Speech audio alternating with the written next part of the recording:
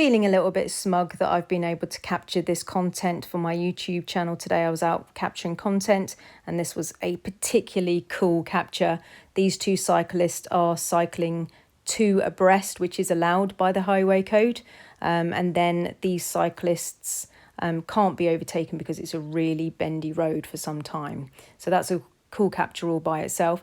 These two cyclists, in my opinion, are good cyclists, because they do try and go down into single file riding. So they try and go behind each other to make a single file, which was decent of them because they're trying to allow the cars to overtake, which is really nice of them. And yeah, really good set of cyclists. They had respect for me and I had respect for them. So it was a decent scenario to be able to capture for you. So legalities of this: the cyclists are allowed to cycle two abreast.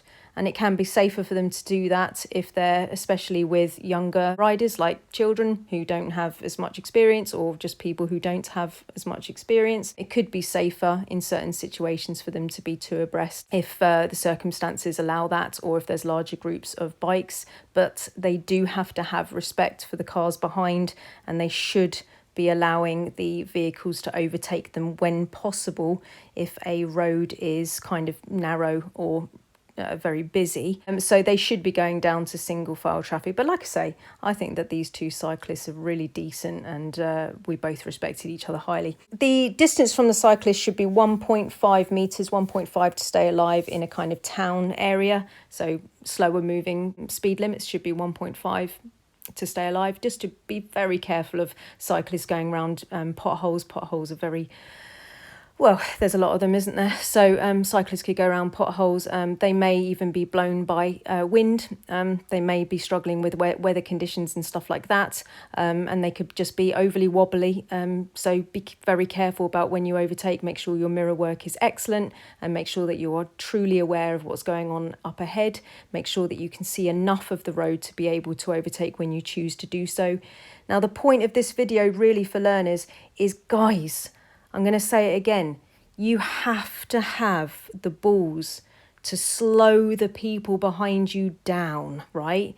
If there is 10 people behind these bikes and you are the top car, the person who's closest to the bikes right at the beginning, you have to have the balls to slow the people behind. If you were the second car in the queue and there was let's say a red car in front of you and the red car was behind the bikes, you totally expect them not to overtake the bikes if you could see oncoming people. But when the student is at the front of the queue, there's a lot of pressure for students, and you just need to drop that. All right, drop it. You are keeping them safe. They are the most important. The oncoming people are the most important. You are the most important. The people behind are the least important out of the entire scenario, yeah? Obviously, the person behind, if they overtake, could be extremely dangerous, but the person behind out of that scenario should not be given a crown. You shouldn't be trying to overtake the bike because of the person behind. You need to analyse the situation. You need to be looking really far ahead. You need to be giving the adequate clearance to the bikes and overtaking when you are safe, because the situation can become extremely dangerous if you're pushed because there is just somebody behind you.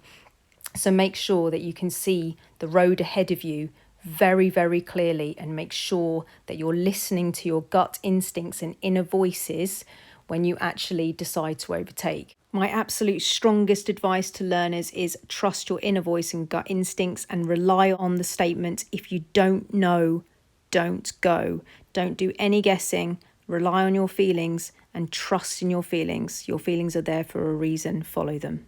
In a nutshell, if it feels wrong, it is wrong. And if it feels right, it is right. And the people behind really should have very little to do with you being pushed forward to go. Okay, guys? So let's just get a voiceover in here of what actually happened. So I cannot overtake these cyclists now because there's a bend in the road. It is not enough visibility of being able to see, so I'm keeping 1.5 meters back.